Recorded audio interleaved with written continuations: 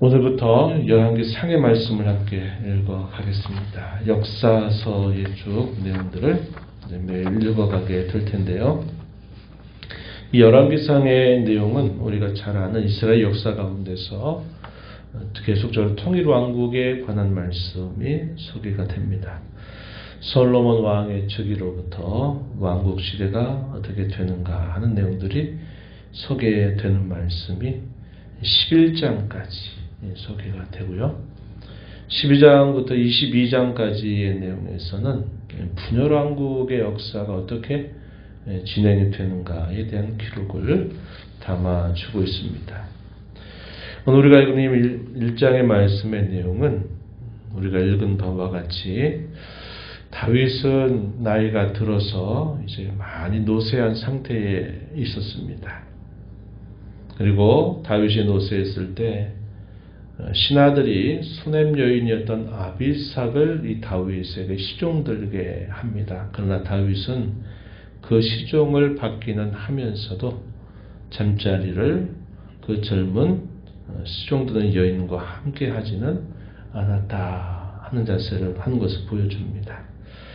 밧세바 사건으로 인하여서 그의 왕가에 일어났던 그 크나큰 풍파들, 그것을 경험했던 이 다윗은 그러한 실수들을 또다시 하지 않겠다 하는 아마 그런 다짐이 있었던 것 같아요. 그래서 그러한 일이 있어서 철저하게 자신을 지켜가는 모습을 보여주었습니다. 이미 이 다윗이 그토록 아꼈던 압살롬이 반역을 꾀했다가 결국 그 반역의 수포로 돌아가는 과정에서 있었던 많은 험난한 일들, 이런 일들이 분명히 있었던 것을 잘 알고 있죠. 그런데 이 압살롬의 동생이었던, 이복 동생이었던 아도니아가 또 한 번의 반역을 시도하는 일이 생겨나게 됩니다. 왕위를 자기가 차지하겠다 하는 욕심을 부리게 되고 궁중에 암투가 벌어지게 되는 사건이 벌어지게 되었습니다. 다윗의 후처였던 핫깃이라고 하는 사람의 아들이었어요. 다윗의 자식 가운데는 넷째 아들이었습니다.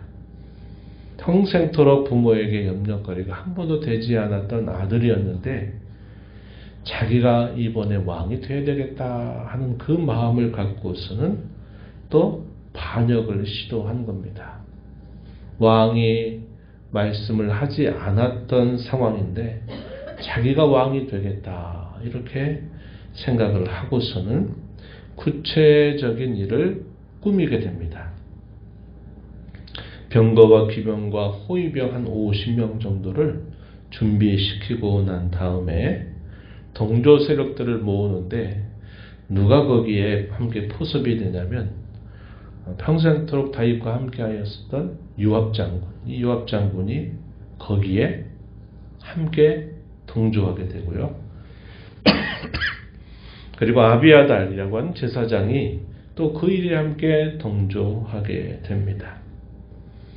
동조하지 않는 사람들, 그런 사람들도 분명히 있었습니다. 이것은 아니지 않느냐 이런 생각을 했던 사람들은 그러한 일에 함께 동조를 하지 않았어요. 8절 말씀을 가서 보면은 제사장 사독 여호야다의 아들 분하야 그리고 선지자 나단 시므이와 레위와 다윗의 용사들은 아도니아와 같이 하지 아니하였다. 그 일에 관해서 다윗과 함께하는 그 자세를 가졌던 인물들임을 알려줍니다.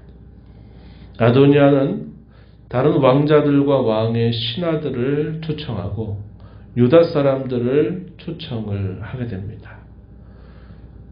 이 왕의 신복들이라든지 이 왕자들, 정치적인 세력을 가진 사람들이죠. 또 나단과 분하야나, 이 분하야 같은 경우는 용사입니다. 분하야와 그 용사들의 경우는 배제를 했어요. 왜냐하면 자기의 그 일에 동조하지 않는 사람이었기 때문에 그렇고 솔로몬 역시 배제했던 것입니다. 그래서 이런 반역이 꾸며지게 되었어요. 나단이 이 사실을 밧세바에게 찾아가서 알립니다. 지금 반역을 꾀하고 있다 하는 사실을 알리면서 이 일들을 빨리 대처하지 않으면 안 된다 하는 사실을 말해줍니다. 그래서 이 나단이 밧세바에게 계책을 자기가 말할 테니 이렇게 다윗에게 찾아가서 말해달라 이렇게 요청을 하게 되고, 그 요청을 받았던 이 밧세바가 다윗 왕 앞에 찾아갑니다. 옛적의 왕께서 맹세하지 아니하셨나이까. 왕께서 맹세한 것처럼 솔로몬을 왕으로 반포해 주소서 이렇게 요청을 하게 됩니다. 그에 이어서 바로 나단이 또 다윗 왕을 찾아와요. 이것은 계획이었습니다. 나단이 다윗 왕을 바로 찾아와서 이 밧세바 요청이 끝나자마자 이 나단이 들어와서 왕께서 이런 일들을 하신 것입니까? 그 반역의 사실들을 알리면서 왕께서 명령한 것입니까? 이렇게 되묻는 것입니다. 다윗 왕이 이러한 사실들을 알게 되고서는 내가 이제 맹세한다. 내가 오늘 너희들의 요구대로 내가 이렇게 약속한 것처럼 내가 그대로 행할 것이다 라고 대답을 듣고서는 이제 다윗이 분주하게 이제 계속 일들을 처리해 가면서 솔로몬에게 기름을 부어서 이스라엘 왕으로 삼으라고 하는 명령을 내리게 된 것입니다. 그 이야기가 32절부터요 쭉 소개되고 있어요. 어떻게 되느냐? 당시 제사장이 있던 사독과 선지자 나단, 그리고 군대에서 중요한 역할을 맡았던 이 브나야를 불러서 기온이라고 하는 곳으로 솔로몬을 데리고 가서 솔로몬을 기름을 부어서 이스라엘 왕으로 삼으라 하는 명령을 내리게 됩니다.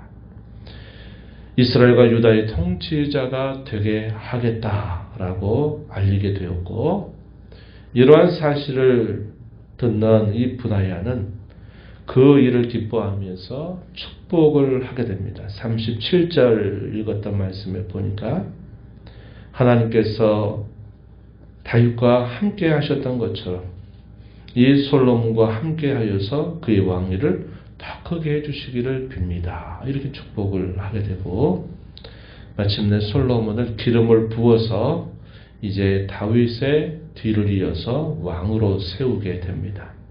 기온으로 찾아갔고 모든 백성들이 크게 즐거워하는 모습이 나타나고, 이러한 사실이 이제 반역을 꾀하고 있었던 아도니아에게 구체적으로 하나씩 다 알려지게 돼요. 이 사실을 알린 사람이 요나단이었습니다. 아비아달의 아들이었던 요나단이 이러한 사실들을 자세하게 알리게 된 겁니다.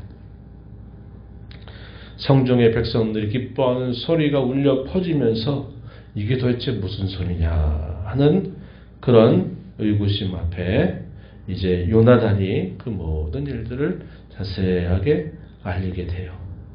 왕의 신복들이 솔로몬이 왕으로 세운 것을 축복하고, 또 다윗 왕께서는 하나님께 감사를 올리게 되고 하는 이런 모든 일들을 하나하나 보고를 하게 되니까 그 아도니와 함께 했던 많은 사람들은 큰일 났다 하면서 이제 그 자리를 급히 도망가기 바빴던 것입니다. 반역의 모든 계책들이 다 숲으로 돌아가게 되고, 아도니아는 자기 생명의 위협을 느끼게 되면서 제단 뿔을 잡고서 자기의 생명을 구걸하는 그러한 상황에 처하게 된 것입니다. 자기 생명을 지켜달라고 하는 요구 앞에 솔로몬이 어떻게 대처를 했냐면, 오늘 우리가 읽은 마지막 말씀에 보시면은 이렇게 소개가 되죠. 52절에 한번 보세요. 그가 만일 선한 사람일진데 선한 사람이라면 그의 머리털 하나도 땅에 떨어지지 아니하려니와 그에게 악한 것이 보이면 죽을 것이다. 이렇게 대답을 하고, 그를 이제 제단에서 끌어내서 내 집으로 돌아가라 하는 그런 명령을 내리게 된 겁니다. 그러면서 솔로몬이 이제 다윗을 이어서 이스라엘과 유다의 왕이 되고 반역을 꾀했던 그 일들이 이제 마무리가 되는 그런 모습이 나타나고 있다는 겁니다. 우리가 이 이야기를 보면서 몇 가지 생각을 하게 되죠.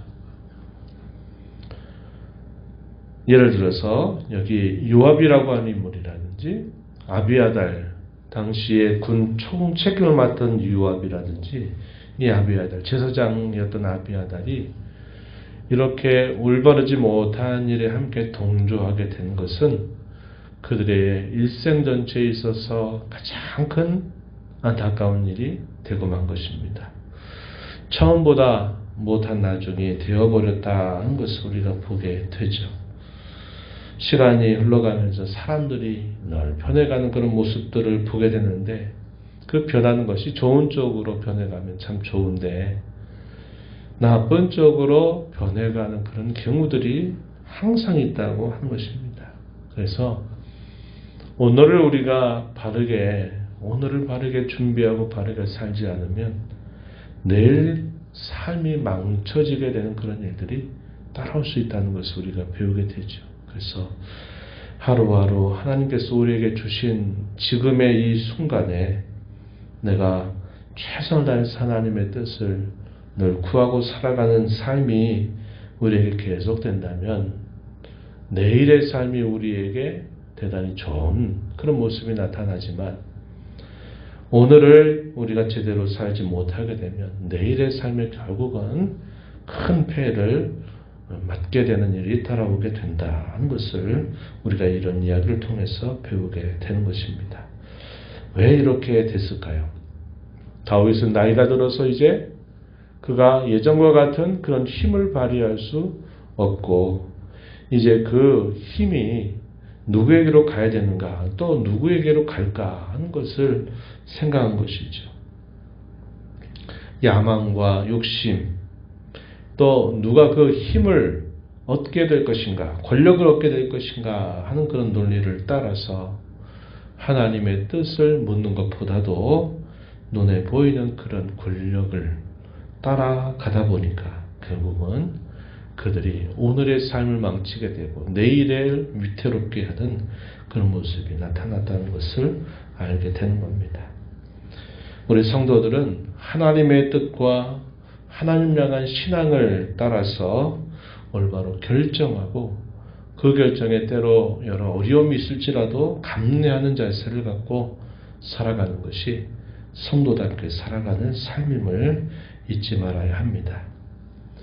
다윗의 왕가에 일어난 역사는 이스라엘 전체의 역사와도 같은 것이었어요.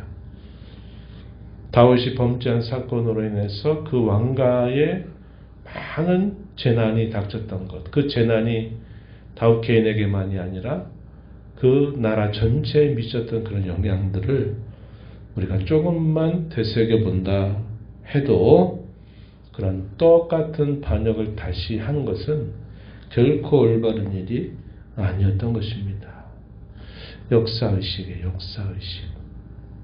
과거에 있었던 그 일들을 교훈 삼아서 오늘을 고쳐 살아가는 그런 생각을 가지고 살았더라면 그러한 일이 그들에게 있을 수 없었던 일이었던데 또 그 역사의 교훈들을 또 잊어버리고 이렇게 살다 보니까 또 이런 악한 일을 도모하는데 결국 동참하게 되고 이런 악한 일들을 도모하는 그런 일들이 벌어지게 됐다는 것을 보게 됩니다.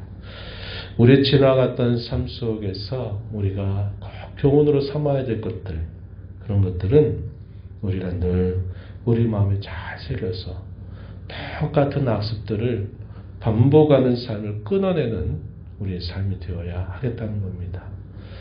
이제 2023년 또 한 해의 마지막 한 달을 우리가 보내면서 한 해를 또 정리하고 분주하게 또 새로운 한 해를 준비해야 될 달을 우리가 시작합니다.